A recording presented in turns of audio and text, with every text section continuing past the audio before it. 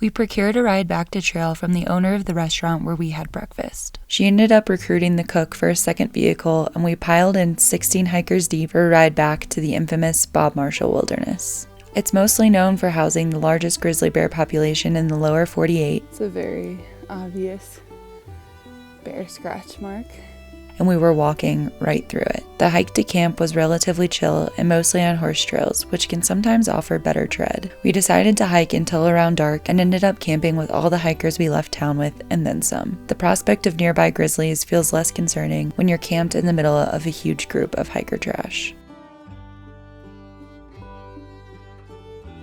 The next morning, we passed some riders who had lost 2 cobbled-together horses before making our way up to the Chinese Wall, a beautiful 12-mile-long escarpment that parallels the trail. Kid and I had lunch with Ollie, High Roller, and Napoleon at a lightly trickling creek. After lunch, we were nearing an intersection where many hikers had run-ins with a stubborn black bear. We didn't see it, despite our friends having a multi-hour standoff with it just a few hours prior. We made our way through overgrown trail on the spotted bear alternate. Then, Napoleon, Kid, and I hiked together once it got dark. We passed the time playing games and finally made it to where Ollie, High Roller, Franzia, and Switch had already set up and had dinner. After hanging our food, we finally got to bed around 11 p.m. Today is one of those mornings where I got out of camp in all of my clothes, because that's just what it took this morning. And that's better than sleeping in another hour, even though I still only left camp at 9. And we night hiked last night. I didn't get to bed till like 11, so it kind of makes sense. Augusta is like the cutest, most perfect trail town. It's so small that everything is super walkable, and it has basically everything you could need. We stayed in an Airbnb that was right in the center of town and fit like 9 hikers in it. It slept 10, so like that was perfectly acceptable, which made it like $22 a person. And we were right next to the grocery store, the bar, the restaurants, all the good stuff. So we had a really lovely 0 day there. There's a little bit of small town drama going on in that town with giving hikers rides to and from the trail. I mean, you can charge whatever you want, right? Beggars can't be choosers, but it was a little steep. I think that might change soon. Seems to be there might be some competition for him in the near future, and so that should drive the prices back down. We'll see. Anyway, we're gonna take that same shuttle back out of town at the time they set for 10 a.m. But we got to breakfast. It was like 9. It was pretty gloomy out. We heard reports it was snowing up at the trailhead. And we heard that some people at a restaurant were doing a shuttle and going out at 2. And it was supposed to clear up by 2. So we kind of opted to do that instead. When we all got to the trailhead, there were like 14 hikers. And then when we got to camp that night, there were even more people that didn't go into Augusta that we met up with. So we, Special K, coined the term mob in the bob. There's like so many of us going through the bob right now, which is kind of cool. Makes you feel a little better about grizzlies. And we got to see the wall. Ooh, what's that? Looks like some sort of hide. I can kind of smell it. So we heard that there was a dead horse, and that skin I just saw, I think, was from the dead horse. And supposedly they blasted it, which is what they do. And I feel like, can you smell it? Yeah. Oh, there's more. Okay, that's freaky. And hopefully we don't run into any bears. Like a week ago, a horse died on trail, and we were warned to just be wary of it because of bears. And I think we just saw some of the remnants of that, which is pretty sad. After passing the remnants of the dead horse, presumably blown up by rangers in order to deter grizzlies, we came upon a foil-wrapped cabin. The Forest Service preps cabins in this way in an attempt to preserve them in a potential wildfire. They've got this all set up for a fire and didn't wrap the most important building. But I'm grateful because I got to use it. So now we're heading up Switchback Pass. Should take us about 6 miles. And I forgot how many feet to gain. But it looks like the climb should be gradual. And then I think that's pretty much all of our climbing for today. Well, not really, because we've got 4,600 feet total. So there's more climbing in there somewhere, but not in significant chunks. And yeah, we're hoping to get to East Glacier, not tomorrow, but maybe the next day. And then we're gonna get our glacier permits from there. And shit's getting real. That'll be the end. The ascent to Switchback Pass revealed more smoke, but the top and the views from it were still beautiful. Hiking in wildfire smoke is certainly a test on the lungs and spirit, but with being so close to the end of the trail, there really wasn't much that could keep me from soaking in every last bit of this incredible trek. We descended to a lake for lunch where we were visited by a very curious deer that seemed to be familiar with hikers. Just a few short miles after lunch, Kid, Franzia, Napoleon, Switch, and I filled up water at a creek and accidentally slipped into a very long break. The long break turned into discussing an early camp spot, and while we had planned to go 13 more miles, decided to only go 5.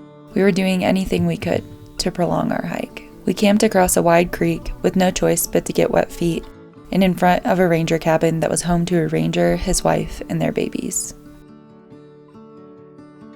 In the morning, Kid and I had a short chat with the family and marveled at the kind of life they must live. We were also comforted knowing that if any fires were posing an immediate threat, they would be the first to know. We walked through burn areas that were showing the first signs of regrowth for most of the morning. Fireweed was beginning to change colors, and I didn't know I could grow to love a weed so much. It's day 4 of our time in the Bob. Mob and the Bob. We actually just left the Bob a few miles back, and we took it really easy yesterday. Slept in, did a big pass in the morning, Switchback Pass. It was really pretty, but really smoky. And when we got to the ranger station, there was a family there, living there, a forest ranger with his family, 2 babies, and his wife. It was very cute. We had a nice conversation with them this morning. But they asked us not to camp on their front lawn, which was understandable. And I don't know why I'm choosing to vlog this up the only climb we've had today. So I'm nice and breathy. But yeah, then today has been really cruisy. This has been our most significant climb the whole day.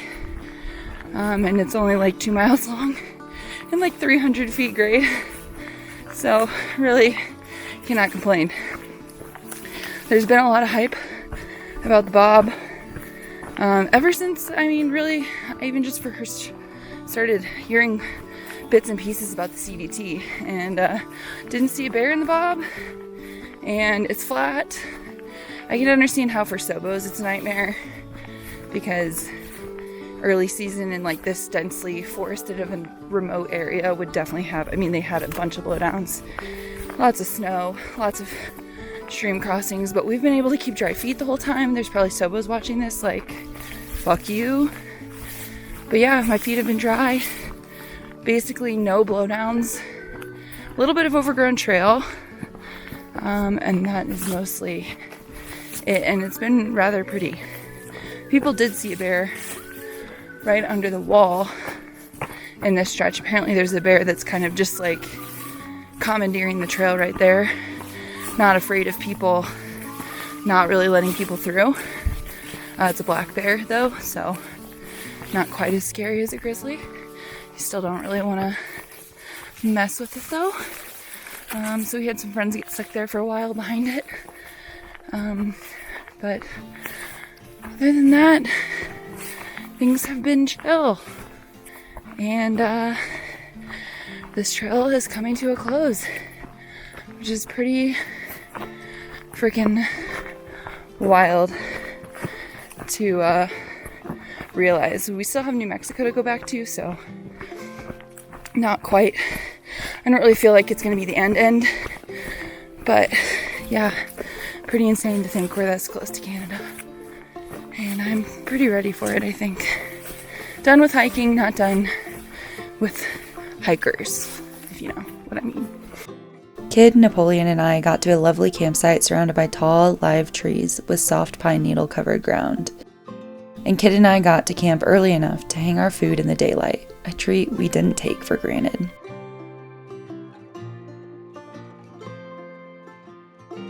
Our goal was to get as close to East Glacier as possible. The sky was mostly gray, either from smoke or potential rain. We decided to take several alternates to make our day more approachable.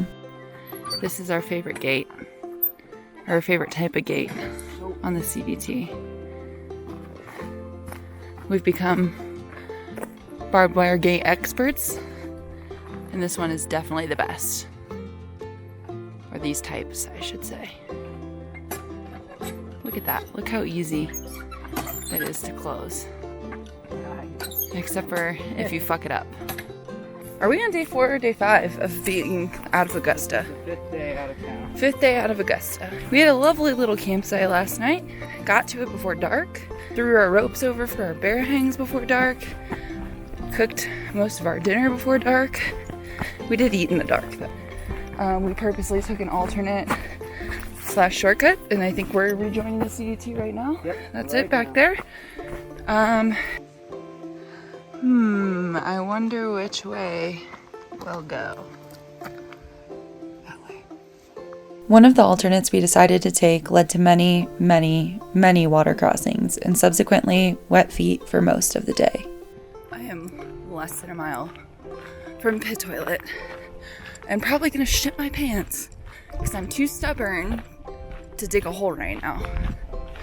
I will make it to that pit toilet, but I have to poop so bad.